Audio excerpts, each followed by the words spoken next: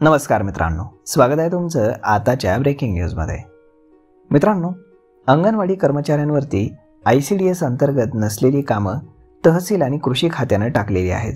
यासह त्यांच्या रखडलेल्या विविध मागण्या पूर्ण कराव्यात या मागणीसाठी सातारा जिल्हा पूर्व प्राथमिक शिक्षिका सेविका संघाच्या वतीने सोमवारी जिल्हाधिकारी कार्यालयावरती मोर्चा हा काढण्यात आला। यावेळी ॲडव्होकेट नदीम पठाण, सुजाता रणवरे, माया जगताप, सुरेखा डोळसे, सुरेखा शिंदे, वर्षा पवार, मालन जाधव, छाया पन्हाळकर, अर्चना आहिरेकर इत्यादी उपस्थित होते।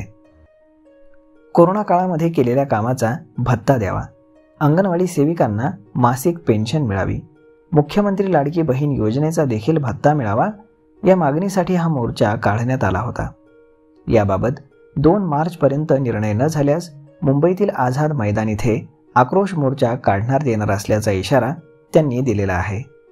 तर मग आता हे पाहणं जास्त गरजेचं आहे की अंगणवाडी सेविकांच्या मागण्या सरकार कधी आणि कशा पूर्ण करणार ते। तर मग मित्रांनो, हा व्हिडिओ, ही माहिती तुम्हाला कशी वाटली हे तुम्ही आम्हाला कमेंट करून नक्कीच सांगा। आणि जर आवडली असेल तर आपल्या जवळच्या मित्रमंडळींसोबत देखील हा व्हिडिओ तुम्ही शेअर करायला विसरू नका। धन्यवाद।